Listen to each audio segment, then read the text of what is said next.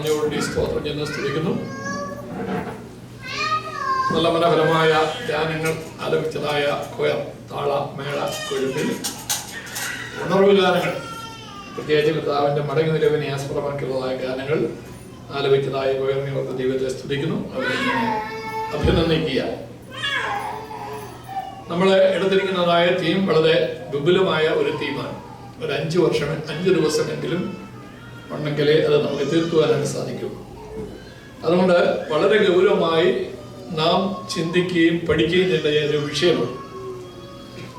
അതൊരു ഈസിയായി നമ്മൾ കാണാതെ നമ്മുടെ ശ്വാസോച്ഛ്വാസത്തെക്കാൾ പ്രാധാന്യം കൊടുത്ത് ഹാർട്ട് ഓപ്പറേറ്റ് ചെയ്യുന്ന ഡോക്ടറുടെ ഗൗരവത്തോടുകൂടി ഈ വചനത്തെ ഉൾക്കൊള്ളുകയും അതിനോട് പ്രതികരിക്കുകയും ചെയ്യണമേ എന്ന് ഞാൻ ആത്മാർത്ഥമായിട്ട് ഓർപ്പിക്കുക. അന്ത്യകാല സംഭവങ്ങൾ നിങ്ങളോട് ഓർപ്പിക്കാനുള്ള വിശുദ്ധ മത്തായിയുടെ സുവിശേഷം 24, മർക്കോസ് 13, ലൂക്കോസ് 21, ഈ 3 അധ്യായങ്ങൾ ഈ ദിവസങ്ങളിൽ നിങ്ങൾ വീട്ടിൽ ചെന്ന് വായിക്കണം. അന്ത്യകാല സംഭവങ്ങളെ പറ്റി യേശു കർത്താവ് തൻ്റെ ക്രൂശീകരണത്തിന് 6 മാസം മുമ്പ് ശിഷ്യന്മാരെ പഠിപ്പിച്ചതായ വേദഭാഗങ്ങളാണ് അത്. The end time events is a series of 7 major events. നമ്മൾ ആ 3 അധ്യായങ്ങൾ പഠിക്കുമ്പോൾ അന്ത്യകാല സംഭവങ്ങൾ എന്ന് പറയുന്നത് 7 പ്രധാനപ്പെട്ട ഇവൻസിന്റെ ഒരു സീരീസ് ആണ് നമുക്ക് കാണുവാനായിട്ട് സാധിക്കും. അത് നമ്മുടെ മനസ്സിൽ ഒന്ന് കുറിച്ചിടണം. ഒന്ന്, heavenly appear of Jesus Christ, അല്ലെങ്കിൽ heavenly return of Jesus Christ and rapture of the church. കർത്താവിന്റെ മധ്യാകാശം മടങ്ങിവരവും സഭയുടെ ഉൾപ്രാവണവും. അപ്പൊ അന്ത്യകാല സംഭവങ്ങളുടെ 1ാമത്തെ ഐറ്റമാണത്. എന്തുവാ? Heavenly appearance of Jesus Christ and rapture of the church. നിങ്ങൾ എഴുതിയെടുക്കുന്നുണ്ടെങ്കിൽ അത് അപ്പോസ്തലനായ പൗലോസ് തെസ്സലോനിക്കർക്ക് എഴുതിയ 1-ാം ലേഖനം 4-ാം അധ്യായം 16 മുതൽ 18 വരെയുള്ള വാക്യങ്ങളിൽ വളരെ വ്യക്തമായി നമുക്കത് കാണുവാനായിട്ട് സാധിക്കും. 2, judgement of the church and marriage of lamb. സഭയുടെ ന്യായവിധിയും കുഞ്ഞാടിന്റെ കല്യാണവും. അതാണ് 2ാമത്തെ പ്രോഗ്രാം. അന്ത്യകാല സംഭവങ്ങൾ നടക്കേണ്ടതായിരിക്കുന്ന പ്രോഗ്രാം. അത് നിങ്ങൾ എഴുതിയെടുക്കുന്നുണ്ടെങ്കിൽ ദയവായിട്ട് എടുക്കാണ്ട് 2 കൊരിന്ത്യർ 5-ാം അധ്യായം 9-ഉം 10-ഉം വാക്യങ്ങളിലും റെവലേഷൻ ചാപ്റ്റർ 19 വേഴ്സസ് 1 to 10 ഈ ഭാഗങ്ങളിൽ നമുക്കത് കാണാൻ സാധിക്കും. 3ാമത്തത് ദ ഗ്രേറ്റ് ട്രിബുലേഷൻ, മഹാപീഡനകാലം. യേശുക്രിസ്തുവിന്റെ സഭ ഇവിടുന്ന് എടുക്കപ്പെട്ട് കഴിഞ്ഞാൽ അതിഭയങ്കരമായ പീഡന കാലഘട്ടമായിരിക്കും ഈ ഭൂമി സംഭവിക്കുന്നത്. നമ്മൾ ഈ ഹോളിൽ ഇരിക്കുമ്പോൾ പെട്ടെന്ന് ലൈറ്റ് പോയാൽ ഉണ്ടാകുന്നതായ ഒരു കൂരിരുട്ടിന്റെ അനുഭവം നമുക്കറിയാം. അതുപോലുള്ളതായിരിക്കുന്ന കൂരിരുട്ടിന്റെ അനുഭവമാണ് ഈ മത്തായിയുടെ സുവിശേഷം 24-ാം അധ്യായത്തിന്റെ 21-ാമത്തെ വാക്യത്തിൽ കർത്താവ് പറഞ്ഞു, ഭൂമി ഉണ്ടായതിനു ശേഷം ഇതുവരെയും ഉണ്ടായിട്ടില്ലാത്തതും ഇനി ഭാവിയിൽ സംഭവിക്കാൻ സാധ്യതയില്ലാത്തതുമായ ഭയങ്കരമായ പീഡനകാലമായിരിക്കും 3ാമത് സംഭവിക്കുന്നത്, മഹാപീഡനകാലം. അത് വിശുദ്ധ വെളിപ്പാട് പുസ്തകം മത്തായിയുടെ സുവിശേഷം 24-ാം അധ്യായത്തിന്റെ 15 മുതൽ 28 വരെയുള്ള വേദഭാഗങ്ങൾ നമുക്കത് കാണുവാനായിട്ട് സാധിക്കും. അപ്പോൾ 1-ാമത്തെ എന്തുവാ? Heavenly return of Jesus Christ and rapture of the church. 2, judgement of the church and marriage of the lamb. 3, great tribulation. നിങ്ങൾ ഇത് സത്യം ദയവായിട്ട് ഓർക്കണം, പ്ലീസ്. ഇത് ഓർക്കണം. വളരെ നമ്മൾ അതായത് ഇനിയും നമ്മൾ സംഭവിക്കാൻ പോകുന്നതായ ഒരു സംഭവങ്ങളുടെ ഒരു ക്രമം ഞാൻ വിളിച്ചു പറയാം. 3, the great tribulation. 4, glorious appearance, മഹത്വ പ്രത്യക്ഷത എന്ന് പറയും. നമ്മൾ യേശുക്രിസ്തുവിന്റെ മടങ്ങിവരവ് എന്ന് പറയുമ്പോൾ 2 ഘട്ടങ്ങളിലായിട്ടാണ് നടക്കുന്നത്. 1, തന്റെ രക്തം കൊടുത്ത് വീണ്ടെടുത്തതായ സഭയ്ക്ക് വേണ്ടി മാത്രം വരുന്നതായിരിക്കുന്ന വരവ്. അതാണ് മധ്യാകാശ മടങ്ങിവരവ് എന്ന് പറയുന്നത്. നമ്മുടെ സഭയിലെ ഒരു വലിയ ബുദ്ധിജീവി, ഒരു ചിന്തകൻ, ഒരു തിയോളജിക്കലായിട്ട് വലിയ ഉന്നത നിലവാരം പുലർത്തുന്നതായ ഒരു വ്യക്തി എന്നോട് ചോദിച്ചു, ഈ മധ്യാകാശം എന്ന് പറയുന്നതായ ഒരു വാക്ക് വേദപുസ്തകത്തിലുണ്ടോ എന്ന് ചോദിച്ചു. ഞാൻ പറഞ്ഞില്ലെന്ന് പറഞ്ഞു. പിന്നെ നിങ്ങൾ എന്തെങ്കിലും മധ്യാകാശത്തെ പറ്റി പറയുന്നു പറഞ്ഞു. ഞാൻ പറയുന്നത് തൃത്വം എന്ന് പറയുന്ന ഒരു വാക്ക് വേദപുസ്തകത്തിലുണ്ടോ? അപ്പോൾ അത് ഞാൻ പറഞ്ഞു, തൃത്വം എന്ന് പറയുന്ന ഒരു വാക്ക് വേദപുസ്തകത്തിലില്ല. അപ്പൊ നിങ്ങൾ തൃത്വത്തിൽ വിശ്വസിക്കുന്നുണ്ടോ? ഉണ്ട്. തൃത്വത്തെ പറ്റി പറയുന്നുണ്ടോ? ഉണ്ട്. അതെന്തിനാ പറയുന്നത്? അത് ആ വേദപുസ്തകത്തിൽ തൃത്വം എന്നുള്ളതായ ആശയം വരുന്നതായ ഒരുപാട് വാക്യങ്ങളുള്ളതോ. ഞാൻ പറഞ്ഞ മധ്യാകാശം എന്ന് പറയുന്നതായ വാക്യമുണ്ട്, ആ ആശയം വരുന്ന വാക്യമുണ്ട്. അഥവാ കർത്താവ് താൻ ഗംഭീരനാദത്തോടും പ്രധാന ശബ്ദത്തോടും ദൈവത്തിന്റെ കാഹളത്തോടും കൂടെ സ്വർഗത്തിൽ നിന്ന് ഇറങ്ങി വരും. ശ്രദ്ധിച്ചാൽ എന്റെ ഈ ആക്ഷൻ നോക്കണം. സ്വർഗത്തിൽ നിന്ന് ഇറങ്ങി വരും. അപ്പോൾ ഈ സ്വർഗത്തിലാണോ നടക്കുന്നത്? ആണോ? പിന്നെ ഇവിടെ സ്വർഗത്തിന് താഴെ, സ്വർഗത്തിൽ നിന്ന് ഇറങ്ങി വരും. പിന്നെ അടുത്ത് ക്രിസ്തുവിൽ മരിച്ചവർ മുമ്പേ ഉയർത്തെഴുന്നേൽക്കും. പിന്നെ ജീവനോട് ശേഷിക്കുന്ന നാം ഓരോരുത്തരും. അപ്പൊ ക്രിസ്തുവിൽ മരിച്ച ഉയർത്തെഴുന്നേറ്റതായ വിശുദ്ധന്മാരും ജീവനോടുകൂടി കർത്താവിന്റെ മടങ്ങിന് വേണ്ടി കാത്തിരിക്കുന്നതായ നാമം രൂപാന്തരപ്പെടുന്നതായ ഇത് രണ്ടും കൂടെ ചേരുന്നതാണ് ക്രിസ്തുവിന്റെ സഭ. മനസ്സിലായോ? അപ്പൊ ക്രിസ്തുവിൽ മരിച്ചവര് മുമ്പേ ഉയർത്തെഴുന്നേൽക്കും. പിന്നെ ജീവനോട് ശേഷിക്കുന്ന നാം ഓരോരുത്തരും രൂപാന്തരപ്പെട്ട് ഇവരോട് ഒരുമിച്ച് കർത്താവിന്റെ മേഘങ്ങളിൽ എടുക്കപ്പെടും. ഹല്ലേലൂയ. അപ്പോൾ അത് ഭൂമിയിലാണോ നടക്കുന്നത്? ആണോ? അല്ല, പിന്നെ ഇവിടെ നടക്കുന്നത് ഇതിന്റെ ഇടയ്ക്ക് അസ്പം. അപ്പൊ നമ്മൾ ഓർക്കണം, ഞാൻ ഇതിനെപ്പറ്റി വളരെ നിങ്ങൾക്ക് സംശയം ഉണ്ടെങ്കിൽ ചോദിക്കാൻ ഞാൻ ആധികാരികമായിട്ട് ഇത് പറയുക. അങ്ങനെ ഒരു സംഭവം നടക്കാനായിട്ട് പോവുകയാണ്. അപ്പൊ കർത്താവിന്റെ ഒന്നാമത്തെ വരം എന്ന് പറയുന്നത് മധ്യാകാശത്ത് സഭയ്ക്ക് വേണ്ടി രഹസ്യമായി വരുന്ന, ഭൂമിയിൽ മറ്റാരും അറിയില്ല. സഭയോടൊന്ന് മാറ്റപ്പെടുന്ന ലോകം അറിയപ്പെടുന്ന, മാറ്റപ്പെട്ട് കഴിഞ്ഞെങ്കിലേ ഇത് അറിയാനാണ് സാധിക്കുകയുള്ളൂ. രണ്ടാമത് നടക്കുന്ന കർത്താവിന്റെ പ്രത്യക്ഷതയാണ് മഹത്വ പ്രത്യക്ഷത എന്ന് പറയുന്നത്. ഒന്ന് സഭയ്ക്ക് വേണ്ടി വരുന്നു, രണ്ട് സഭയോടുകൂടി ഈ ഭൂമിയിലേക്ക് കടന്നു വരുന്നതായിരിക്കുന്നതായ ആ പ്രത്യക്ഷതയ്ക്കാണ് മഹത്വ പ്രത്യക്ഷത എന്ന് പറയുന്നത്. അപ്പോസ്തലപ്രവൃത്തികളുടെ പുസ്തകം 1-ാം അധ്യായത്തിന്റെ 11-ാമത്തെ വാക്യം, വെളിപ്പാട് പുസ്തകം 19-ാം അധ്യായത്തിന്റെ 11 മുതൽ 15 വരെയുള്ള വാക്യങ്ങളിൽ അത് വിവരിച്ചിട്ടുണ്ട്. അപ്പോൾ 4-ാമത്തെ ഗ്ലോറിയസ് അപ്പിയറൻസ്. 5 ദ മില്ലേനിയം എന്ന് പറയും, 1000-ാം ആണ്ട് വാഴ്ച. യേശുക്രിസ്തുവും സഭയും കൂടെ ചേർന്ന് യെരുശലേം തലസ്ഥാനമാക്കി ഈ ലോകത്തെ കള്ളമില്ലാത്ത, വഞ്ചനയില്ലാത്ത, ചതിവില്ലാത്ത, സമാധാനപരമായിരിക്കുന്നതായ ഒരു ഭരണം കാഴ്ചവെക്കുന്നതായ ആ കാലഘട്ടത്തിനാണ് പറയുന്നത് ദ മില്ലേനിയം, അല്ലെങ്കിൽ 1000-ാം ആണ്ട് വാഴ്ച എന്ന് പറയുന്നത്. അതെവിടെയാണ്? വെളിപ്പാട് പുസ്തകം 20-ാം അധ്യായത്തിന്റെ 1 മുതൽ 3 വരെയുള്ളതായ വാക്യങ്ങൾ നിങ്ങൾ ശ്രദ്ധിച്ച് അത് വായിക്കണമേ എന്ന് ഓർപ്പിക്കുക. 6-ാമത്തെ ഐറ്റമാണ് ദ ഫൈനൽ ജഡ്ജ്മെന്റ്. 6 മുതൽ ഇതപര്യന്തം മരിച്ചവരും ജീവിച്ചവരും, ദൈവവുമായി ബന്ധപ്പെടാതെ മരിച്ചവരും ജീവിക്കുന്നവരുമായ ആൾക്കാരെ ന്യായം വിധിച്ച് അഗ്നിനരകത്തിലേക്ക് തള്ളിവിടുന്നതായിരിക്കുന്നതായ ഒരു വലിയ ന്യായവിധിയുടെ കാലഘട്ടമുണ്ട്.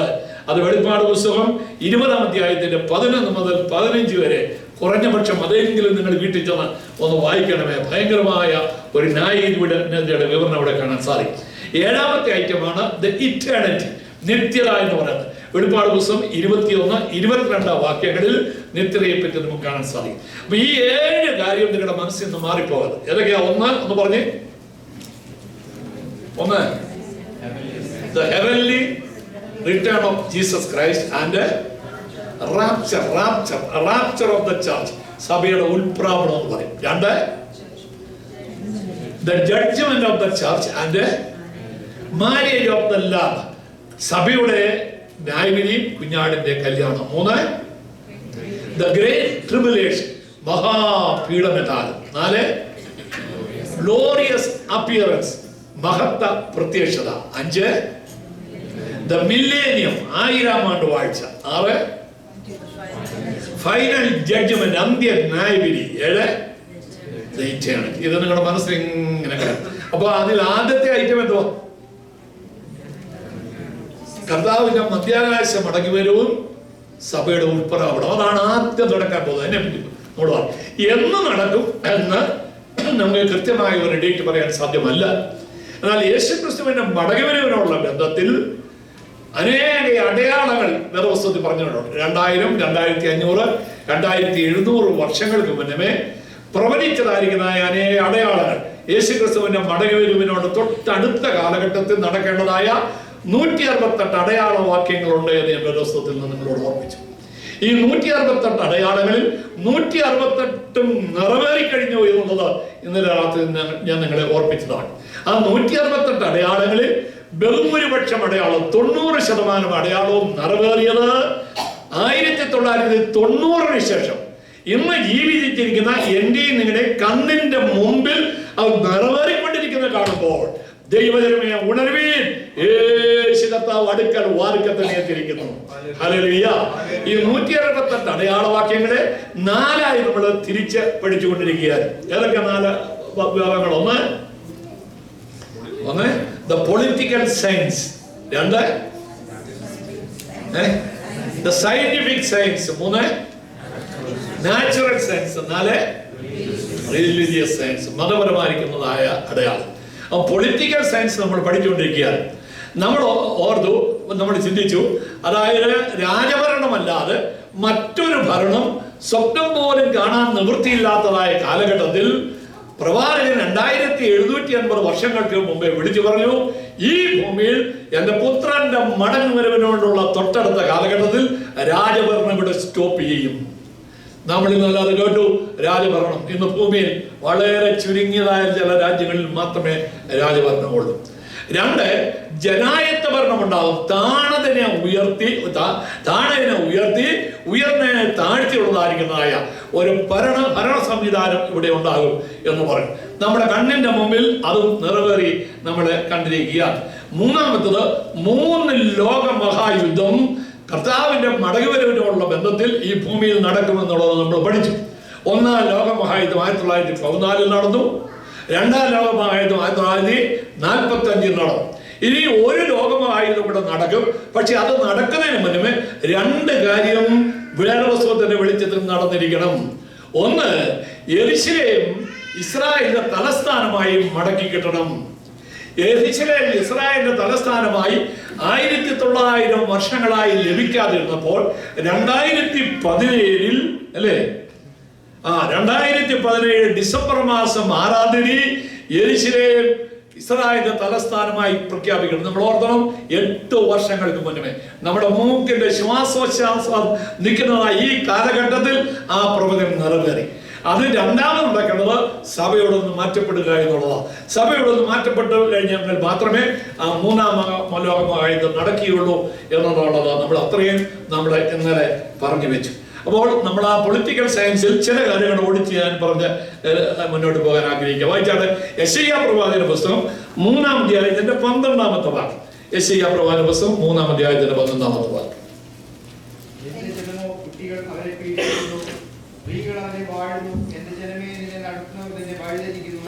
മതി നോക്കിയേ, എന്റെ ജനമോ കുട്ടികളെ വരെ പീഡിപ്പിക്കും. ഇപ്പൊ ഏറ്റവും കൂടുതൽ മാനസികമായിരിക്കുന്ന വ്യതകൾ നടത്തുന്നത് കുട്ടികളാണ്, അല്ലേ? നമ്മുടെ വീടുകളിൽ അതനുസരിച്ചാൽ കുട്ടികളെ കൂടുതൽ പ്രയാസം ഉണ്ടാക്കുന്നത് അത് ഈ കാലഘട്ടത്തിൽ പേരുണ്ട്. മറ്റൊന്ന്, women will come to political power. സ്ത്രീകളെ അകറ്റി നിർത്തുന്നതായ ഒരു കാലഘട്ടത്തിൽ സ്ത്രീകളെയും പട്ടികളെയും നായ്ക്കളെയും ഒരേ തലത്തിൽ കണ്ടുകൊണ്ടിരുന്നതായ ഒരു കാലഘട്ടത്തിലാണ് ഇത് എഴുതിയതെന്ന് ഓർത്തോളം. സ്ത്രീകൾ മുൻപന്തിയിൽ വരുവാനാണ് സാധ്യമല്ല. പരസ്യരംഗത്ത് നിന്നുകൊണ്ട് പ്രസംഗിക്കാനോ പ്രവർത്തിക്കാനോ സാധ്യമല്ലാത്ത ഒരു കാലഘട്ടത്തിൽ വിശുദ്ധ വേദപുസ്തകം പറഞ്ഞു, എന്റെ ജനമേ സ്ത്രീകൾ അവരെ വാഴും. സ്ത്രീകൾ ഭൂമിയിൽ വാഴാൻ തുടങ്ങിയത് എന്നാ ഭരണചക്രം തിരിക്കാൻ തുടങ്ങി എന്നാ നമ്മുടെ കാലഘട്ടത്തിൽ ഓർത്തണം. നമ്മുടെ ഇന്ദിരാഗാന്ധി, സിനിമാവോ ബെണ്ടാര നായിക, ഗോൾഡ മേയർ, ഇസ്രായേലിന്റെ ഗോൾഡ മേയർ, പിന്നെന്താ ഈ ഒരു പാകിസ്ഥാന്റെ ഒരു സ്ത്രീ ഉണ്ടായിരുന്നത് ഭൂട്ടോ. ഇപ്പോൾ ഇന്ത്യയുടെ പ്രഥമ വ്യക്തി ആരാ? ഒരു സ്ത്രീയാണ്. അപ്പൊ ഞാൻ പറഞ്ഞത് നമ്മുടെ കാലഘട്ടത്തിലാണ് ഇത് നിറവേറി കാണുന്നത് എന്നുള്ളത് ഓർത്തുകൊണ്ട് കർത്താവ് മടങ്ങി വരാറായി എന്നുള്ളത് വളരെ ഗൗരവമായി നമ്മൾ ചിന്തിക്കണം. സ്ത്രീകൾ അവരെ വാഴും. ഒരു വാക്യം കൂടെ വായിച്ചാട്, ദാനിയേൽ പ്രകാരം പുസ്തകം 2-ാം അധ്യായത്തിൽ 44-ാമത്തെ വാക്യം. Daniel, the book of Daniel, chapter 2, verse 44. ഈ രാജാക്കന്മാരുടെ കാലത്ത് ഭക്തനായ ദൈവം ഒരു നാളും നശിച്ചു പോകാത്ത ഒരു രാജ്യത്തെ സ്ഥാപിക്കും. നോക്കിയേ, ഈ രാജാക്കന്മാരുടെ കാലത്ത് അതിന്റെ 40 മുതൽ നിങ്ങൾ വീട്ടിൽ ചെന്നുകൊണ്ട് വായിക്കണം. അത് ഒരു സംഭവമാണ്. അതായത് ബാബിലോൺ സാമ്രാജ്യം മുതൽ ഇങ്ങോട്ട് ഈ ഇന്ന് നിലവിൽ നിൽക്കുന്നതായിരിക്കുന്നതായ ജനായത്ത ഭരണം അല്ലെങ്കിൽ കോഅലീഷൻ ഗവൺമെന്റ് എന്ന് പറയുന്നത് കൂട്ടുമന്ത്രിസഭ വരെയുള്ള കാലഘട്ടത്തെ പറ്റി ദാനിയേൽ കൂടെ മുൻകൂട്ടി പ്രവചിച്ചതായ ഒരു സംഭവം അവിടെ എഴുതിയിരിക്കുക. അപ്പോൾ ദാനിയേൽ പറയുന്നു, ഇങ്ങനെ രാജാക്കന്മാരുടെ ഭരണം കഴിഞ്ഞ് ഇങ്ങനെ വന്ന് അവസാനം ആശയപരമായി പരസ്പരം യോജിക്കാത്തതായിരിക്കുന്നതായ പാർട്ടികൾ ഭരണസംവിധാനത്തിൽ ഒന്നിച്ച് ചേർന്ന് ഭരിക്കുന്ന ഒരു കാലഘട്ടം വരുമെന്ന് 2500 വർഷങ്ങൾക്ക് മുന്നേ അത് പറഞ്ഞതാണ്. എന്ന് പറഞ്ഞാൽ കോഅലീഷൻ ഗവൺമെന്റ്, സങ്കരഭരണം, കൂട്ടുമന്ത്രിസഭ വരുമെന്ന്.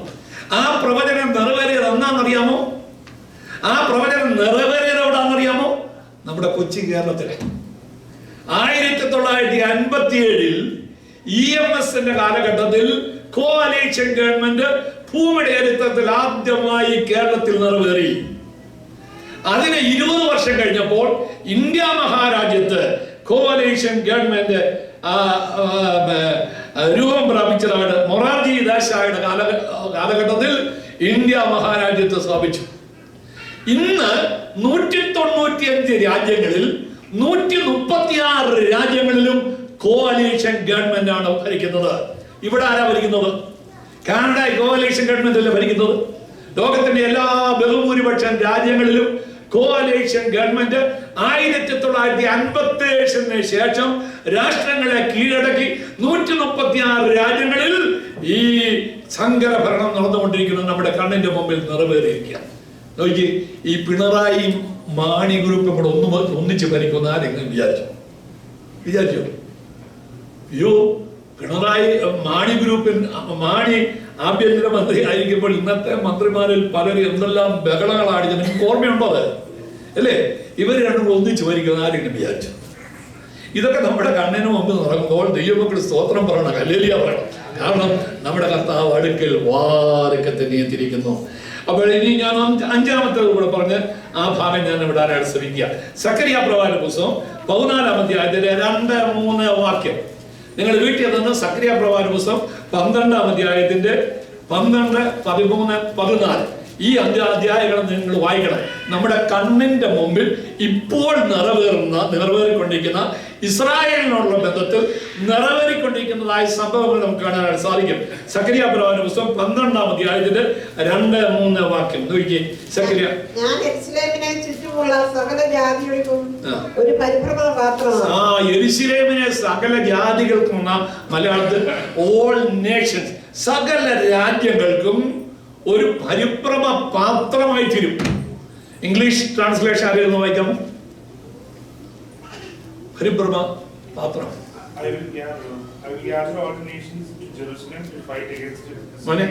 Sorry, Zechariah 12 verse 2. I am going to make Jerusalem a cup that sends all the surrounding people. I am going to make Jerusalem a cup of that sends all the surrounding people. Cup of. I don't have that. Cup that sends all the surrounding. That sends all the surrounding people. Reeling എന്ന് പറഞ്ഞത്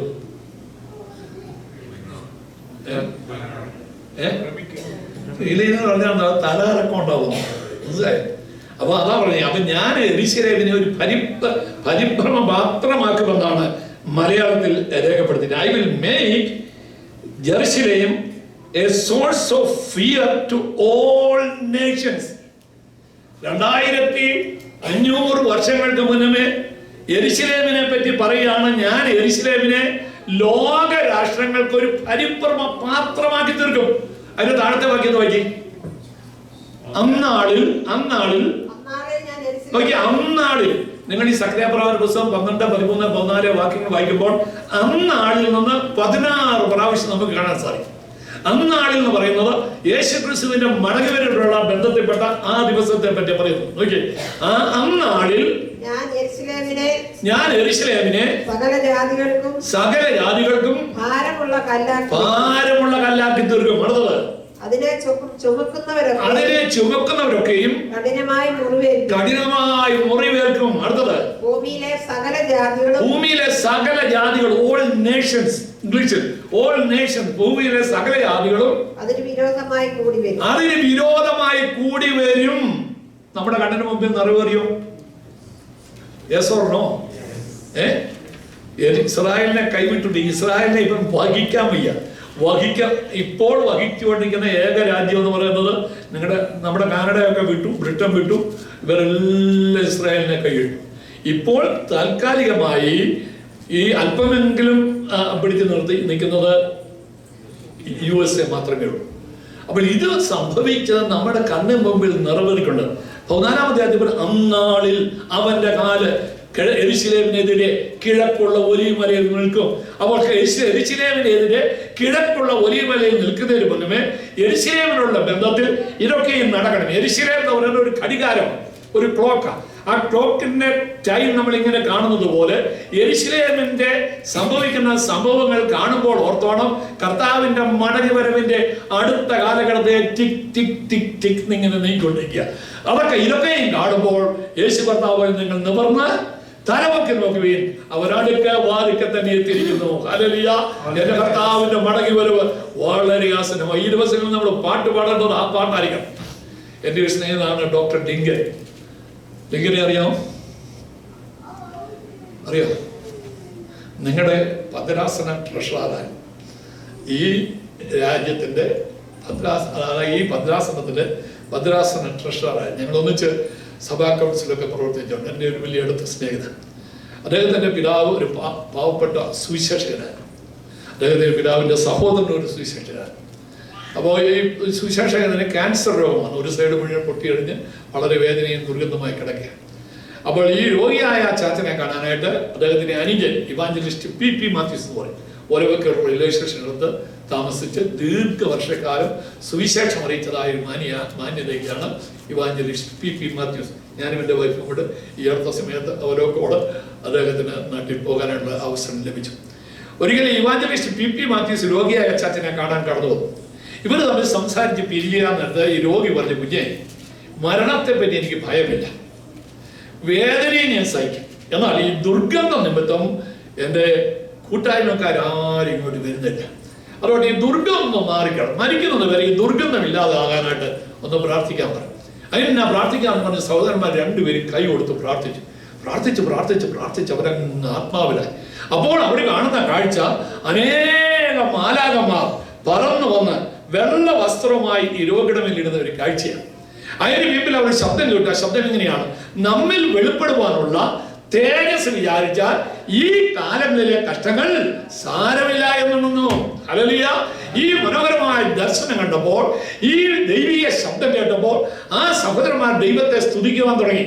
ആ സ്തുതികളെല്ലാം കൂടെ ചേർന്നൊരു പാട്ടായി തീർന്നു.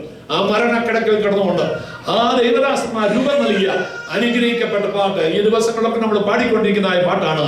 ഏറെ നാളായി കാണാനാശയായി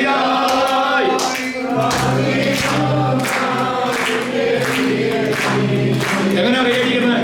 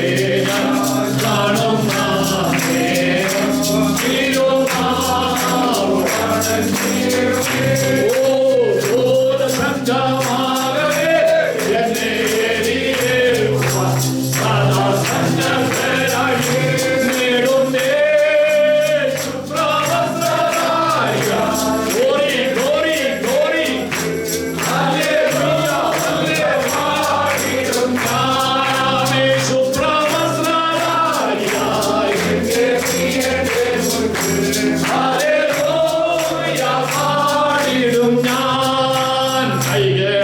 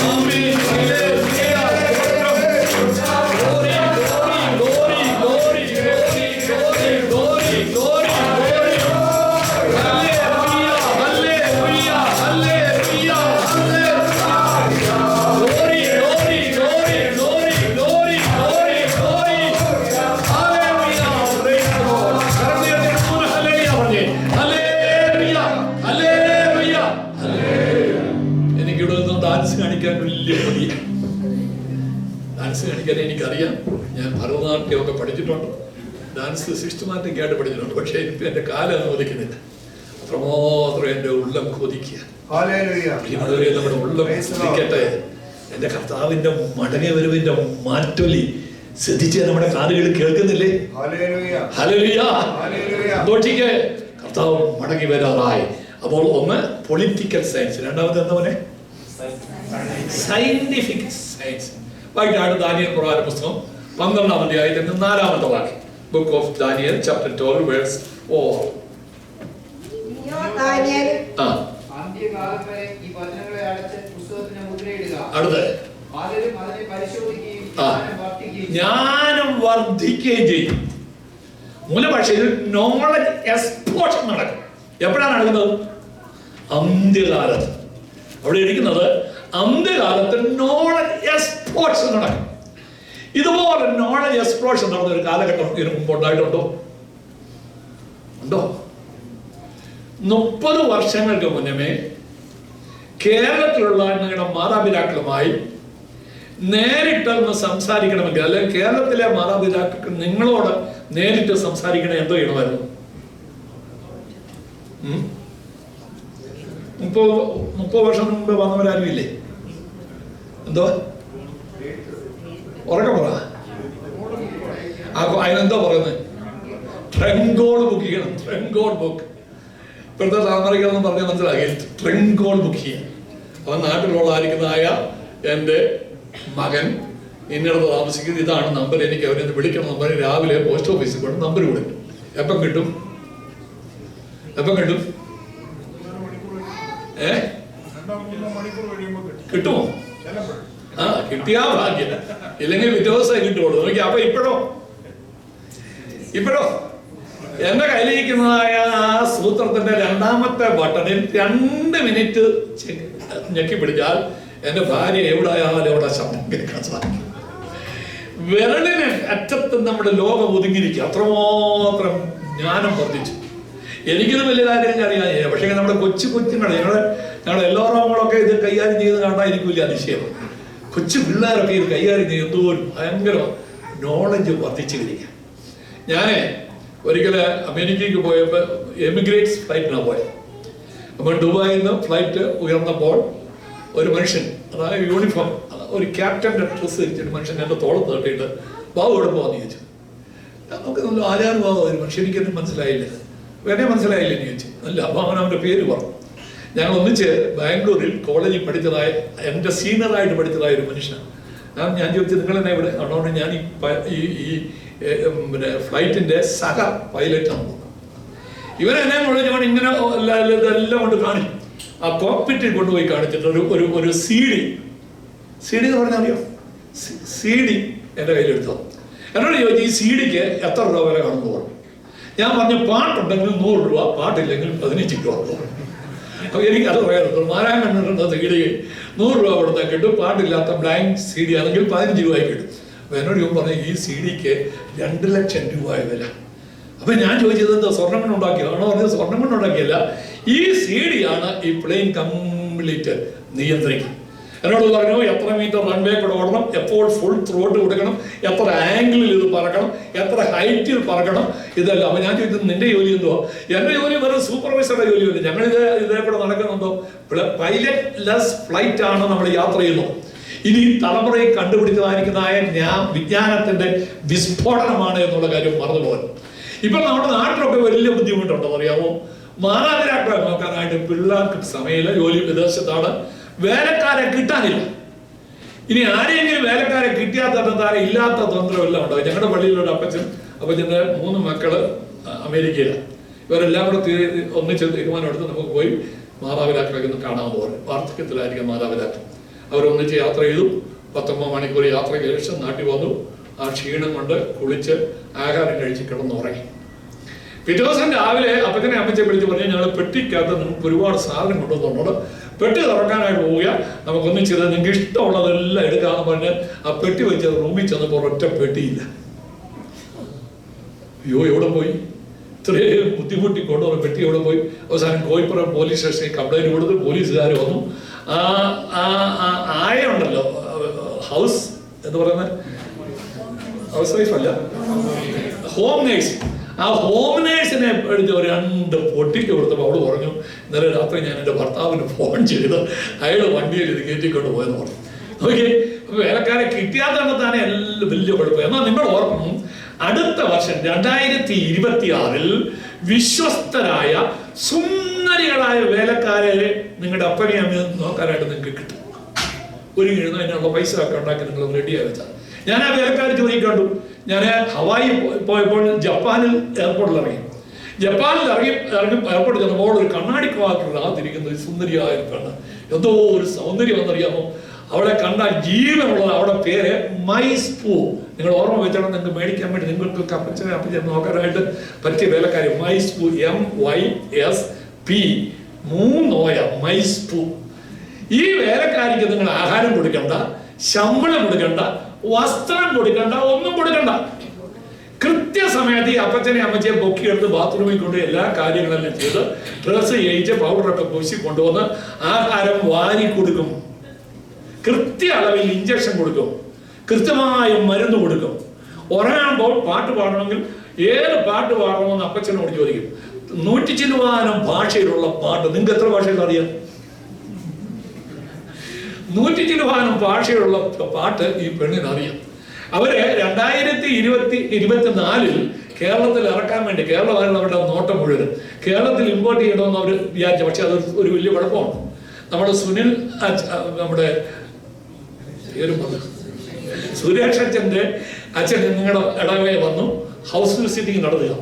അപ്പോൾ ഒരു വീട്ടിൽ ചെന്നപ്പോൾ ഈ അപ്പച്ചനെ അമ്മച്ചിയും മാത്രമേ ഉള്ളൂ. ഈ മൈസ്പൂമാണ്. അവൻ പോളിമേലേക്ക് കൈ കൊടുത്തു. ശബ്ദം കേട്ടുകൊണ്ട് ഈ അപ്പച്ചൻ പറയും, മോളെ ആരാന്ന് നോക്കാൻ പറയും. ഇവിടെയാണ് കഥ പറഞ്ഞു. ഈ സുരേഷ് അച്ഛനെ ആദ്യമായിട്ട് അവൾ കാണുന്നെങ്കിൽ ഇവിടെ ചാടിക്കറി സുരേഷ് അച്ഛൻ്റെ കൊങ്ങായിക്ക് പിടിച്ച് ഞെക്കും.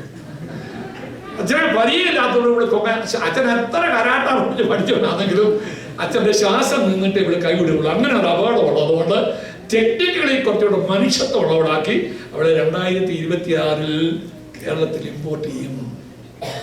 ശമ്പളം കൊടുക്കണ്ട, ഒന്നും കൊടുക്കണ്ട. പിന്നെ ചെയ്യേണ്ട 6 ആഴ്ച കൂടുമ്പോൾ 4 ബാറ്ററിമാർ കൊടുക്കണം. മനസ്സിലായോ? ഞാൻ പറഞ്ഞത് ശാസ്ത്രം നമ്മുടെ കണ്ണിന് മുമ്പിൽ വളർന്നുകൊണ്ടിരിക്കുക. ഇപ്പം വലിയ ടെക്നോളജി ഉണ്ട്. നമ്മുടെ നാട്ടിലൊരു രോഗി ഉണ്ടെങ്കിൽ ആ രോഗി പിണറായിക്കൊന്നും ഇനിയും അമേരിക്കയിൽ ടിക്കറ്റ് എടുത്ത് പോയി ട്രീറ്റ്മെന്റ് ചെയ്യേണ്ട ആവശ്യമില്ല. ഒരു പെട്ടിയുണ്ട്, ഒരു പെട്ടി നമ്മുടെ ഈ പിന്നെ MRI എടുക്കുന്ന പെട്ടിയില്ല, അതുപോലെ ഒരു പെട്ടിക്കകത്ത് കിടന്ന് ഒരു സ്വിച്ച് ഓൺ ചെയ്ത് കഴിഞ്ഞാൽ നമ്മുടെ ശരീരത്തിന്റെ മോളിക്യൂൾസ് എല്ലാം അതേ സ്ട്രക്ചറിൽ ഈ ഫാക്സ് അയക്കുന്ന പോലെ ഇങ്ങനെ പോയി അമേരിക്കയിലെ ഹോസ്പിറ്റലിൽ ചെന്നും ഡോക്ടർമാരിൽ നിന്നും കാണും അതിന് വേണ്ട ട്രീറ്റ്മെന്റ് എല്ലാം പറഞ്ഞു കൊടുക്കുന്നതായ, ഞാൻ പറയും, ഇതുപോലെ ശാസ്ത്രം വളർന്നതായ ഒരു കാലഘട്ടം ഇതിനു മുമ്പിൽ ഉണ്ടായിട്ടില്ല. അനേക പ്രവാചകൻ വിളിച്ചു പറഞ്ഞു, അന്ത്യകാലത്ത് നോളജ് എക്സ്പ്ലോഷൻ നടക്കും. അത് നമ്മുടെ കണ്ണിന്റെ മുമ്പിൽ നിറവേറിക്കൊണ്ടിരിക്കുകയാണ്. ഒന്ന് പൊളിറ്റിക്കൽ സയൻസ്, 2 സയന്റിഫിക് സയൻസ്, 3ാമത്തെ എന്തുവാ? പ്രകൃതിക്ക് യേശുക്രിസ്തുവിന്റെ മടങ്ങിവരവിനുള്ള ബന്ധത്തിൽ പ്രകൃതിക്ക് ഭയങ്കര മാറ്റമുണ്ടാവും, ഭയങ്കര വ്യത്യാസം. മത്തായി സുവിശേഷം 24-ാം അധ്യായത്തിന് 7-ാമത്തെ വാക്യത്തിൽ പറഞ്ഞു, ക്ഷാമവും ഭൂകമ്പവും ഉണ്ടാകുന്നു. ഈ സമ്പന്ന രാജ്യമെന്ന് നമ്മൾ രാജ്യങ്ങളെ വിശേഷിപ്പിക്കുന്നവരും ഇന്നും 30-ലധികം രാജ്യങ്ങളിൽ കൊടിയ ക്ഷാമം നടന്നുകൊണ്ടിരിക്കുക. ഇന്ത്യ മഹാരാജ്യത്ത് 35% ആൾക്കാര് ഒരു നേരത്തെ ആഹാരം കഴിക്കാൻ മാത്രം നിവൃത്തിയുള്ളതായിരിക്കും ദാരിദ്ര്യരേഖയിൽ കഴിയുന്ന ആൾക്കാരുണ്ട്. ദാരിദ്ര്യം വർദ്ധിച്ചുകൊണ്ടിരുന്നു. ഭൂകമ്പം നിങ്ങൾ നോക്കിയേ, 2000 വർഷം കഴിഞ്ഞ 2000 വർഷം ഉണ്ടായല്ലോ ഭൂകമ്പത്തിന്റെ 3 ഇരട്ടി ഭൂകമ്പം 25 വർഷം കൊണ്ട് നടന്നു കഴിഞ്ഞു. നിങ്ങൾ കഴിഞ്ഞ മിനിഞ്ഞാന്നൊരു ഭൂകമ്പം ഉണ്ടായി. അതിന് 2 ആഴ്ച മുമ്പ് ജക്കാർത്തയിൽ 1000 പേരാണ് ഈ ലോകത്ത് നിന്ന് പെട്ടെന്ന് മാറ്റപ്പെട്ടത് ഭൂകമ്പം. അങ്ങനെ അടിക്കടി ഭൂകമ്പം ഉണ്ടായിക്കൊണ്ടിരിക്കുക. ഇന്ത്യ മഹാരാജ്യത്ത് ഉണ്ടായിരിക്കുന്ന ആ ഭൂകമ്പത്തെ പറ്റിയൊക്കെ നിങ്ങൾക്കറിയാം. ഭൂകമ്പം അടിക്കടി ഉണ്ടാകുന്നു. ഇനിയും വേദപുസ്തകം പറയുന്നു ഇനിയൊരു ഭൂകമ്പം ഉണ്ടാകും എന്ന്. സഭയുടെ ഒന്ന് മാറ്റപ്പെട്ടിട്ട് ഒരു ഭൂകമ്പം കൂടെ ഉണ്ടാകുമെന്ന് വേദപുസ്തകം ശക്തമായ ഭാഷയെ വിളിച്ചു പറയുക. വേദപുസ്തകം ഉള്ളവരെന്ന് എടുത്താണ്ട് വെളിപ്പാട് പുസ്തകം 16-ാം അധ്യായത്തിന്റെ 18-ാമത്തെ വാക്യം. The book of Revelation chapter 16 verse 18 വായിച്ചാണ്. വെളിപ്പാട് പുസ്തകം 16-18. മിന്നലും നാദവും ഇടിമുഴക്കവും വലിയ ഭൂകമ്പവും ഉണ്ടായി. മനുഷ്യർ ഉണ്ടായത് മുതൽ അതുപോലെ അത്ര വലുതായ ഒരു ഭൂകമ്പം ഉണ്ടായിട്ടില്ല. നോക്കിയേ, ഭൂമിയിൽ മനുഷ്യർ ഉണ്ടായതിൽ പിന്നെ ഇത്ര വലിയ ഒരു ഭൂകമ്പം ഉണ്ടായിട്ടില്ല. ഇനി സംഭവിക്കാൻ പോകുന്നതിനെ പറ്റി യോഹന്നാൻ അപ്പോസ്തലൻ ദൈവത്തിന്റെ ആത്മാവ് വെളിപ്പെടുത്തി കൊടുക്കും. അന്ത്യകാല സംഭവങ്ങളെ കാണിച്ചു കൊടുക്കുമ്പോൾ വെളിപ്പെടുത്തിപ്പെടുന്നതായ സംഭവം. അടുത്ത വാചകം വായിച്ചേ. മഹാനഗരം മൂന്നാം നാശമായി പിരിഞ്ഞു. മഹാനഗരം 3 കഷ്ണമായി പിരിഞ്ഞു. ലോക രാഷ്ട്രങ്ങളെ മുഴുവൻ ബാധിക്കുന്ന ഒരു ഭൂകമ്പം ഉണ്ടാകാൻ പോവുകയാണ്.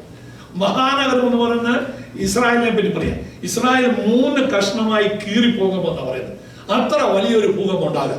അപ്പൊ അടിക്കടി ഭൂകമ്പം നമ്മുടെ കണ്ണിന് മുമ്പിൽ വർദ്ധിച്ചു വരുന്നത് കാണുമ്പോൾ ഓർത്തോണം, എന്റെ കർത്താവ് മടങ്ങി വരാറായി. അടുത്തത്, ആഗോള താപവർദ്ധനയുണ്ടാകും. യേശുക്രിസ്തുവിന്റെ മടങ്ങി വരുവാനുള്ള ബന്ധത്തിൽ ആ ലോകത്തിൽ ആകമാനം താപവർദ്ധനമുണ്ടാകും. കഴിഞ്ഞ വർഷം കാനഡയിൽ ചൂട് സഹിതം ചൂട് നിമിത്തം ചിലർ മരിച്ചോ? അറിയാൻ വയ്യ. നിങ്ങൾക്ക് പേപ്പർ വായിക്കാനും ന്യൂസ് കാണാനും സമയമില്ല. പിന്നെ മരിച്ചോ ഇല്ലയോ? മരിച്ചു. എത്ര പേര് മരിച്ചു? നമ്മുടെ ജോലിയിൽ പോകുമ്പോഴേ ന്യൂസ് കാണുകയോ ഇതൊക്കെ ശ്രദ്ധിക്കണം. ഇതുവരെ ഉണ്ടാകാത്തതായിരിക്കുന്ന പ്രതിമാസങ്ങൾ ആഗോള തലത്തിലുണ്ടാകുക. ഒരു വേദപുസ്തകവാക്യം വെച്ചാണ് ഹഗ്ഗായി പ്രവാചക പുസ്തകം 2-ാം അധ്യായത്തിന്റെ 6-7 വാക്യങ്ങൾ ശ്രദ്ധിച്ച് വായിക്കണം. ഹഗ്ഗായി പ്രവാചക പുസ്തകം 2-ാം അധ്യായത്തിന്റെ 6-7 വാക്യം. നീ കുറഞ്ഞോന്ന് കഴിഞ്ഞിട്ട് ഞാൻ ആകാശത്തെയും ഭൂമിയെയും കടലിന്റെയും കരയെയും ഇളക്കും. ഞാൻ സകല ജാതികളെയും ഇളക്കും. സകല ജാതികളുടെയും മനോഹര വസ്തു വരികയും ചെയ്യും. സകല ജാതികളുടെയും മനോഹര വസ്തു എന്നാണ് മലയാളത്തിൽ. ഇംഗ്ലീഷ് എന്താ മോനെ? Treasures. I will overthrow all nations and their treasures will be brought in. Treasures of the all nations.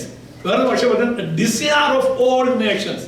സകല രാജ്യങ്ങളുടെയും സകല ജാതികളുടെയും നിക്ഷേപം, ട്രഷർ അല്ലെങ്കിൽ ഡിസയർ, ആഗ്രഹം. അതാരാ? നിങ്ങൾ ഉറങ്ങുന്നതാണെന്നിരിക്കാതെ സകല രാഷ്ട്രങ്ങളുടെയും പ്രതീക്ഷയായവൻ ആരാ? അയ്യോ, ഓതറക്കാരൻ ഒന്നും വേണ്ടിയില്ല. സകല ജാതികളുടെയും പ്രതീക്ഷയായവൻ ആരാ? തമ്പുരാനെ, ഞാനത് എനിക്ക് ഒരു വലിയ അതിശയമായ നമ്മുടെ പ്രതീക്ഷ ആരാ? അവ സകല ജാതികളുടെ പ്രതീക്ഷ ആരാ? സകല സൃഷ്ടിയും ഇറ്റുനോവോടുകൂടി ഇരിക്കണമെന്നാ പറയുന്നത്. യേശുക്രിസ്തുവിന്റെ മടങ്ങി വരുന്നതിന് വേണ്ടി സകല സൃഷ്ടിയും ഈറ്റുനോവോടുകൂടി ഇരിക്കുന്നു. ആ സൃഷ്ടി ഈറ്റുനോവോടുകൂടിയിരിക്കുന്നതായ ആ പ്രതീക്ഷാ പുരുഷൻ യേശുക്രിസ്തു വരുന്നതിന് തൊട്ട് മുമ്പ് എത്ര ഇളക്കം സംഭവിക്കുമെന്ന് അവിടെ ഇരിക്കുന്ന ഹഗ്ഗായി 2:6-7. നിങ്ങളുടെ വിരളൊന്നും ഇടക്കണം, ഒന്ന് വായിച്ചേ.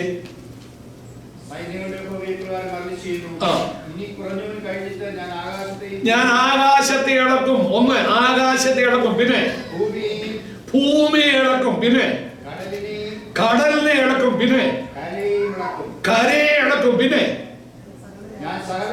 സകല ജാതികളെയും ഇളക്കും. എത്ര ഇളക്കങ്ങളാ?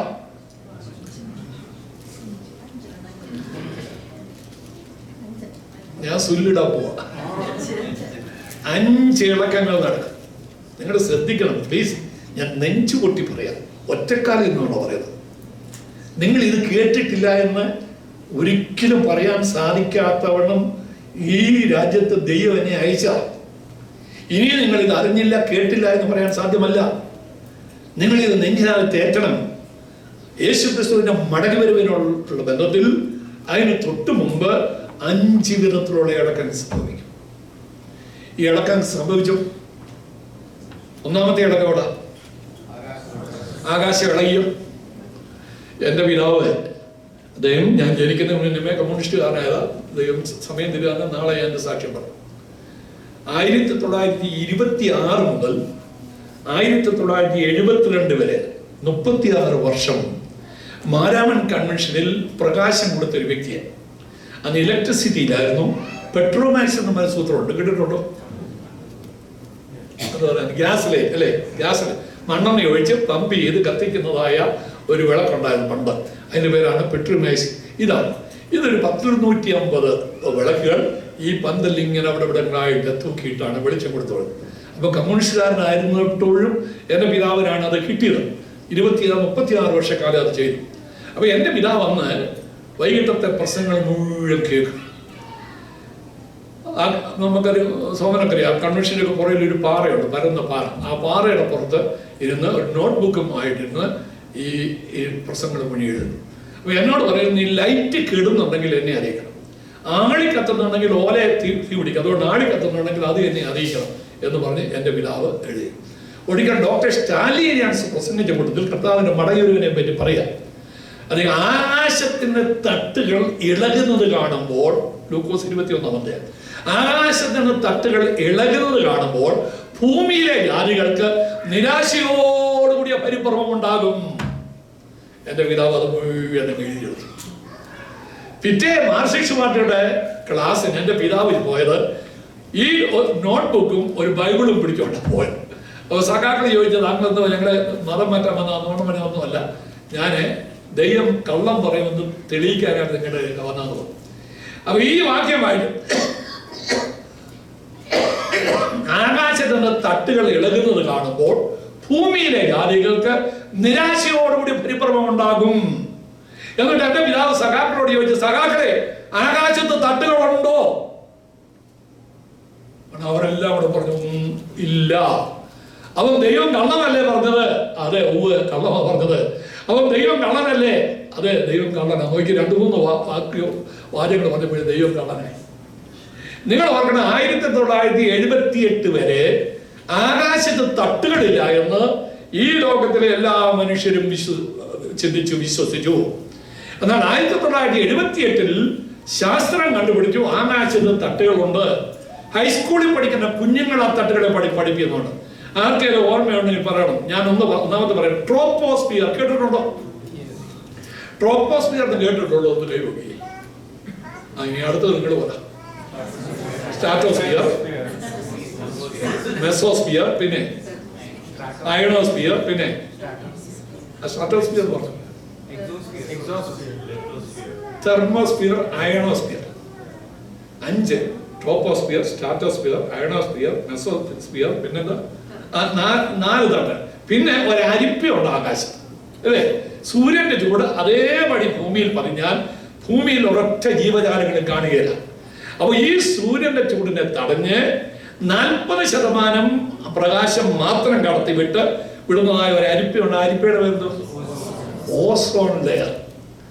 നോക്കിയാ, ഇത് നമ്മുടെ കാലഘട്ടത്തിലാണ് കണ്ടുപിടിച്ചത്. ശാസ്ത്രം വളർന്നു വന്നതായിരിക്കുന്നതായ, നിങ്ങൾ ഓർക്കണം, ആകാശത്തെ ഈ അരിപ്പ 2,30,000 കിലോമീറ്റർ കീറിപ്പോയി എന്ന് ശാസ്ത്രം കണ്ടുപിടിച്ചു. കരിമ്പടം കീറുന്ന പോലെ ഈ ഓസോൺ ലെയർ കീറിപ്പോയി. ഭൂമിയുടെ ടെമ്പറേച്ചർ മെയിൻറ്റെയിൻ ചെയ്യുന്നത്, അരോഗ ദൃഢഗാത്രനായ ഒരു മനുഷ്യന്റെ ശരീരത്തിന്റെ ഊഷ്മാവ് എത്ര ടെമ്പറേച്ചർ അറിയുന്ന ഡോക്ടേഴ്സ് നഴ്സസ് വല്ലതും ഉണ്ടോ? 37 ഡിഗ്രി. 37 ഡിഗ്രി ഊഷ്മാവിൽ മനുഷ്യൻ ജീവിക്കണമെങ്കിൽ ഈ ഭൂമിക്ക് 20 ഡിഗ്രി ഊഷ്മാവ് മതി. അങ്ങനെ ആ ദൈവനമ്പുരാൻ ഇതിനെ സൃഷ്ടിച്ചത്. അപ്പൊ ആ ടെമ്പറേച്ചർ മെയിൻറ്റെയിൻ ചെയ്യുവാൻ ഉത്തരദിക്കിലും ദക്ഷിണ ദിക്കിലും ദൈവനമ്പുരാൻ 2 സംവിധാനം നിർത്തിയിട്ടുണ്ട്. വലിയ ഹിമാലയൻ പർവ്വതം പോലുള്ള 3 മഞ്ഞ് പർവ്വതങ്ങളെ ഈ 2 സ്ഥലത്തും ദൈവനമ്പുരാൻ സൃഷ്ടിച്ചിട്ടുണ്ട്. ഈ അടുത്ത ദിവസം ശാസ്ത്രജ്ഞന്മാർ പറഞ്ഞു, അത് 2 പർവ്വതങ്ങൾ ഇല്ല, അവർ അലിഞ്ഞ് വെള്ളത്തിലായി. അങ്ങനെ വെള്ളത്തിലായി അലിഞ്ഞ് കടലിലാകുന്നതായ ആ വെള്ളത്തെ താങ്ങുവാൻ കടലിന് കെട്ടില്ലാതെ വന്നപ്പോൾ കടൽ ഭ്രാന്ത് പിടിച്ചു. ആ ഭ്രാന്തിനെ നാം ഓമന പേരിട്ടെന്താ വിളിച്ചു? സുനാമി. ഒന്ന് ഉറക്കെ ഒന്ന് പറ, സുനാമി. ആകാശം ഇളകിയോ? ഇനി ഞാൻ ഒരു കാര്യം കൂടെ പറയാം. ട്രോപ്പോസ്ഫിയർ എന്ന് പറയുന്നത് ദൈവം വരാൻ ആകാശത്ത് വെച്ചതായ ഒരു വീഡിയോ ക്യാമറയാണെന്ന് ശാസ്ത്രം വിളിച്ചു പറയും. ഈ ഭൂമിയിൽ നടക്കുന്ന എല്ലാ കാര്യങ്ങളും, പണ്ട് നമ്മൾ റേഡിയോ ഉപയോഗിക്കുമായിരുന്നു, അല്ലേ? റേഡിയോ ഉപയോഗിച്ചിരിക്കുമ്പോൾ റേഡിയോ ഓൺ ചെയ്ത് കഴിഞ്ഞാൽ ഇത് പൊട്ടലും ചീറ്റലും കേൾക്കുമായിരുന്നോ? റേഡിയോ ഉപയോഗിച്ച ആരെങ്കിലും ഉണ്ടോ? പൊട്ടലി ശരിയായിരിക്കില്ലേ? ഞാനൊരു പുതിയ റേഡിയോ എറിഞ്ഞു പൊട്ടിച്ച് ഇത് എപ്പം തുറന്നാലും കടു പറഞ്ഞു. ഈ റേഡിയോയുടെ കുഴപ്പമാണെന്നാണ് നമ്മൾ വിചാരിച്ചത്. പക്ഷെ റേഡിയോയുടെ കുഴപ്പമല്ല. ഈ ട്രോപ്പോസ്ഫിയറിലെ റേഡിയോ തരംഗവും ഈ ഭൂമിയിലെ റേഡിയോ സ്റ്റേഷനിലെ തരം കൂടെ കൂട്ടിമുട്ടുക അല്ലേ? അപ്പൊ ഈ ഇലക്ട്രിക് വയർ എവിടെയെങ്കിലും കൂട്ടിമുട്ടിയാന്നുണ്ടാവും, പടപടപടാന്ന് ശബ്ദം ഉണ്ടാകില്ലേ, ലൈറ്റ് പോകില്ലേ? അതുപോലെ ഉണ്ടാകുന്നതാണ് റേഡിയോ. അപ്പൊ ഈ ട്രോപ്പോസ്ഫിയർ ആകാശത്ത് ദൈവം തമ്പുരാൻ വെച്ചിരിക്കുന്നതായ ഒരു വീഡിയോ ക്യാമറയാണ്. ഭർത്താവ് കാണാതെ, ഭാര്യ കാണാതെ, അച്ഛൻ കാണാതെ, സഹോദരങ്ങൾ കാണാതെ നിങ്ങൾ പറഞ്ഞത് പ്രവർത്തിച്ചത് എല്ലാം തമ്പുരാന്റെ വീഡിയോ ക്യാമറയിലുണ്ട്. മനസ്സാക്ഷിയുള്ള ഒരൊറ്റ വ്യക്തി ഇന്ന് രാത്രിയിൽ സുബോധത്തോടുകൂടി ഉറങ്ങരുത്. എന്നാലും നിങ്ങൾ പോയി കള്ളും കഞ്ചാവും അടിച്ചിട്ട് ഉറങ്ങരുത്. കാര്യം നമ്മുടെ എല്ലാ രഹസ്യങ്ങളും ന്യായം വിധിക്കും തമ്പുരാൻ. ന്യായം വിധിക്കുന്ന അറിയാമോ? അവൻ ഭൂമിയെ ന്യായം വിധിക്കേണ്ടതിന് ആകാശത്തെ വിളിച്ചു. സങ്കീർത്തനത്തിൽ പറയാം, ഭൂമിയെ ന്യായം വിധിക്കേണ്ട ആകാശത്തെ വിളിക്കും. ആകാശത്തെ വിളിക്കുക എന്ന് പറഞ്ഞാൽ ഈ ഞാനും നിങ്ങളും ദൈവസന്നിധി ചേരുമ്പോൾ ഈ ട്രോപ്പോസ്ഫിയർ മോഹൻ ചെയ്തപ്പോൾ നമ്മൾ ചെയ്തായിരിക്കുന്ന എല്ലാ തെറ്റുകുറ്റങ്ങളും നമ്മുടെ മുമ്പിൽ കാണുക. നമുക്ക് അതിനകത്ത് നോ പറയാൻ സാധ്യമല്ല. ഞാൻ പറയുന്നത് പ്രകൃതിയുടെ വികൃതി കാണുമ്പോൾ ഓർത്തോണം, യേശു ക്രിസ്തു മടങ്ങി വരാറായി, എൻ്റെ കർത്താവ് മടങ്ങി വരാറായി. പ്രിയമുള്ളവരെ, സുനാമി, ആകാശം ഇളകി, കടലിളകി, സുനാമി ഉണ്ടായി. നമ്മുടെ കാലഘട്ടത്തിൽ ഇപ്പോഴും ഉണ്ടായിക്കൊണ്ടിരിക്കുകയാണ്. 1914 94 ഒറീസായിൽ ഉണ്ടായിരുന്നതായ ഭൂകമ്പം, സുനാമി. 14 വില്ലേജ് ഇല്ല. ഞാനും എൻ്റെ വൈഫും കൂടെ ആൻഡമാൻസിൽ പോയി കൺവെൻഷൻ. അപ്പോൾ അവരെന്നെ ഞങ്ങളെ കൊണ്ട് ഈ ആൻഡമാൻസ് ദ്വീപസമൂഹങ്ങളെല്ലാം കൊണ്ട് കാണിച്ചു. പക്ഷേ ഈ 1994 സുനാമിക്ക് ശേഷം 3 ഐലൻഡ്സ് അപ്രത്യക്ഷമായി, കടലിനടി. അപ്പൊ ഇതെല്ലാം സംഭവിച്ചുകൊണ്ടിരിക്കുക. ലോകത്ത് ഭയങ്കരമായിരിക്കുന്നതായ പ്രകൃതിയുടെ മാറ്റം നമ്മുടെ കണ്ണിന്റെ മുമ്പിൽ നിറവേറിക്കൊണ്ടിരിക്കുമ്പോൾ നിങ്ങൾ ഓർത്തോണം, യേശു ക്രിസ്തുവിന്റെ മടങ്ങി വരവ് ആസന്നമായി. ഹല്ലേലൂയ. ഇന്ന് കർത്താവ് മടങ്ങി. ഞാൻ നിങ്ങൾക്ക് 2 ഹോംവർക്ക് തന്നു, നിങ്ങൾ ചെയ്തോ? കൈപൊക്കിക്കുന്നില്ല, ചെയ്തോ ഇല്ലയോ? ഇന്ന് രാത്രി ഞാൻ ഒന്നുകൂടെ പറയുന്ന ഹോംവർക്ക് ചെയ്യണം. അച്ഛൻ പറയുന്നത് നമ്മുടെ കൺവെൻഷന്റെ സമാപന ദിവസമാണ്, സമാപന രാത്രിയാണ്. ഇന്ന് രാത്രിയിലേക്ക് നിങ്ങൾ അത് പരസ്പരം ചോദിക്കണം. ഇല്ലെങ്കിൽ അത് വലിയ വേദനാജനകമായിരിക്കും, ഒരു വലിയ നഷ്ടമായിരിക്കും. കർത്താവ് മടങ്ങി വരാറായി.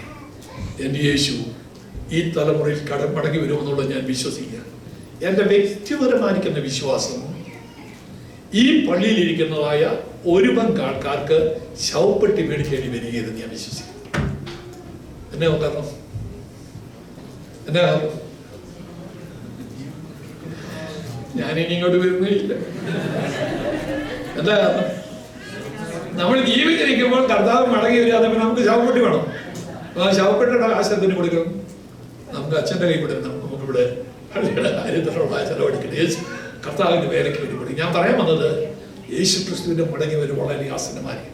അവൻ പൊളിറ്റിക്കൽ സയൻസ്, പിന്നെ പൊളിറ്റിക്കൽ സയൻസ്, സയന്റിഫിക് സയൻസ്, പിന്നെ നാച്ചുറൽ സയൻസ്, 4ാമത്തെ എന്തോ റിലീജിയസ് സയൻസ്. ഒരു മോളോട് ഉറക്കെന്ന് പറയുന്നുണ്ട്, അപ്രീഷിയേറ്റ് ചെയ്യും. റിലീജിയസ്, മതപരമായിരിക്കുന്ന അടയാളം. ഒന്ന് വായിക്കേ, തീമോഥെയോസിൽ എഴുതിയ 2-ാം ലേഖനം 3-ാം അധ്യായത്തിന്റെ 1 മുതലുള്ള വാക്യങ്ങൾ. 2 തീമോഥെയോസ് 3-ാം അധ്യായത്തിന്റെ 1 മുതൽ.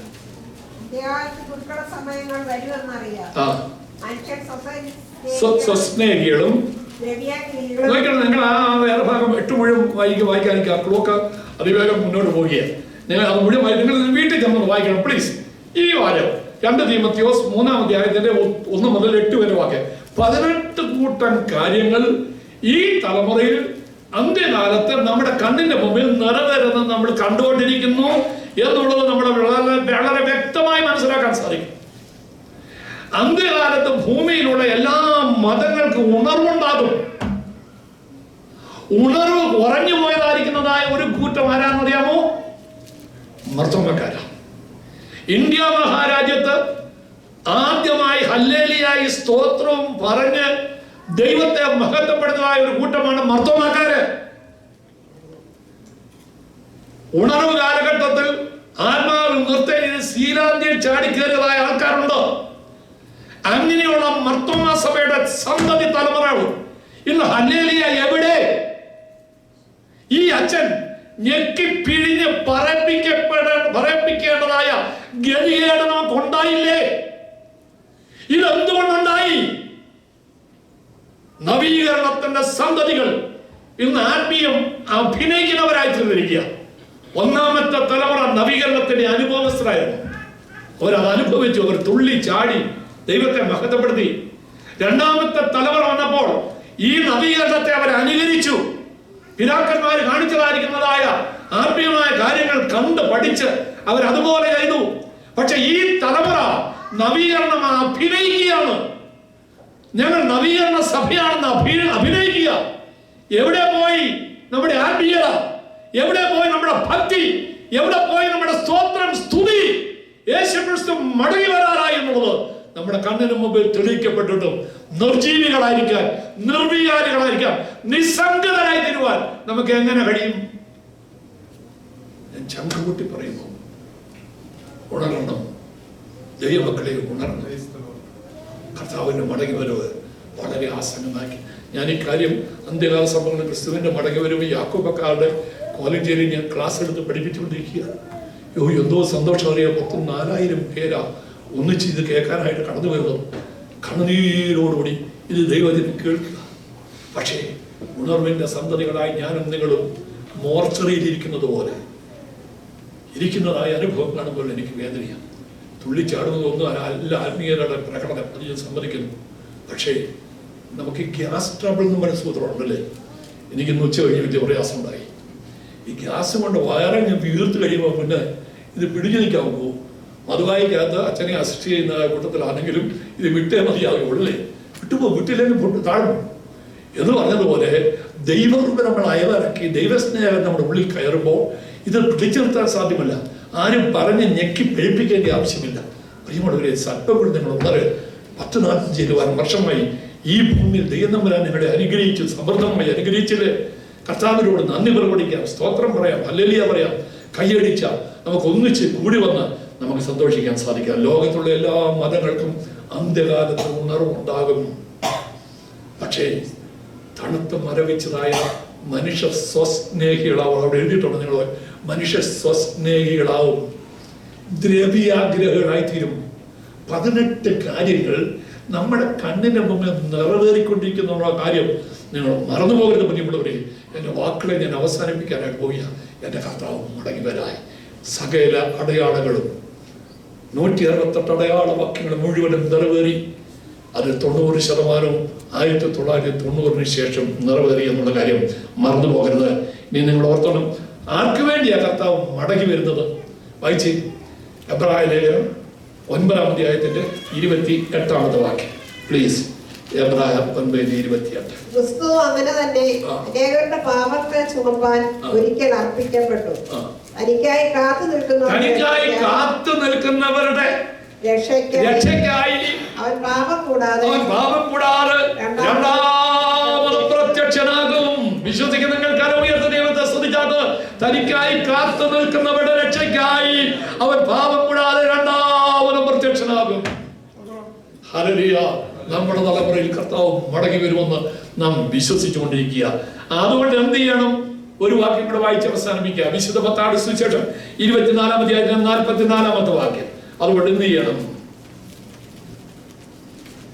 അങ്ങനെ നിങ്ങൾ നിനക്കാത്ത നാഴികയിൽ മനുഷ്യപുത്രൻ വരുന്നത് കൊണ്ട് നിങ്ങളും ഒരുങ്ങിയിരിപ്പി.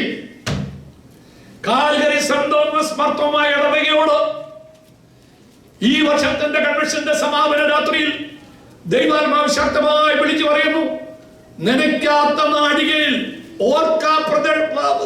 ഓർക്കാപ്പുറത്ത് പ്രതീക്ഷിക്കാത്ത സമയത്ത് മനുഷ്യപുത്രൻ വരുന്നത് കൊണ്ട് നിങ്ങൾ ഒരുങ്ങിയിരിപ്പീൻ. ഹല്ലേലൂയ.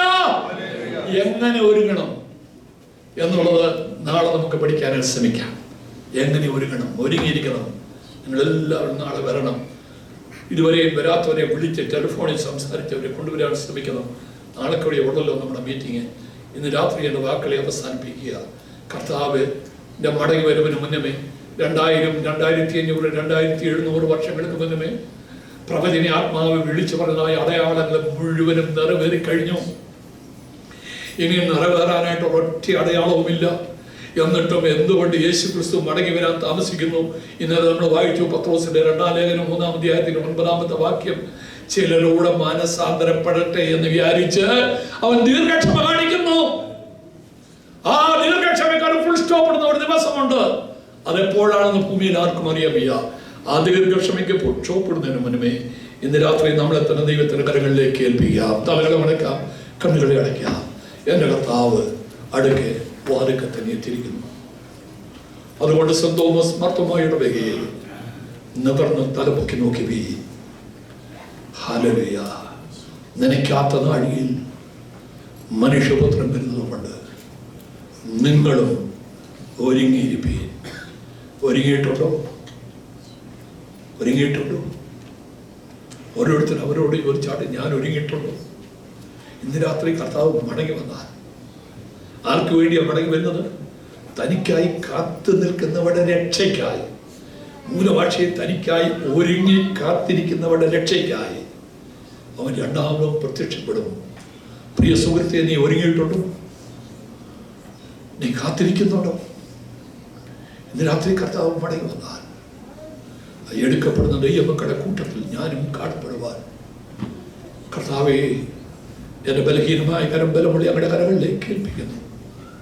നീ എന്നെ സഹായിക്കണമെന്ന് പറഞ്ഞ് സമർപ്പിച്ച് പ്രാർത്ഥിച്ച് ഉള്ളം കൊണ്ടതെന്ന് പറഞ്ഞ് എഴുന്നേറ്റ് നിന്നാട്ട് പ്രാർത്ഥിക്കാൻ പോവുക. Please stand up. ശാന്തമായി പറഞ്ഞാൽ കർത്താവേ, എൻ്റെ ബലഹീനമായ കരം ബലമുള്ള ഞങ്ങളുടെ കരങ്ങളിലേക്ക് ഏൽപ്പിക്കുക. നിന്റെ വരവിൽ കൈവിടപ്പെട്ടു വരാട്ട് എനിക്കിടയാകരുത്. എൻ്റെ കുറവുകളെ ക്ഷമിക്കണം. അറിഞ്ഞും അറിയാതെയും ചെയ്ത തെറ്റുകൾ, കുറ്റങ്ങൾ അവന്റെ പുത്രനായ യേശുവിന്റെ രക്തം സകല പാപവും പോക്കി ശുദ്ധീകരിക്കുന്ന ആ പുണ്യാക രക്തത്താൽ തമ്പുരാനെ ഇന്ന് രാത്രി എന്നെ ഒന്ന് കഴുകണം. കൈവിടപ്പെട്ടു പോകരുത്. എന്നെ നീ കൈവിടരുത്. ആണിപ്പാഴ്ന്നുള്ള കരം പിടിച്ച് എന്റെ കരത്തിൽ നിന്ന് പിടിച്ചു കൊള്ളണമെന്ന് ശാന്തമായി പ്രാർത്ഥിച്ചാൽ കർത്താവ് മടങ്ങി വരാറായി. അവൻ വരുന്ന നാളിൽ എന്റെ കരം പിടിച്ചു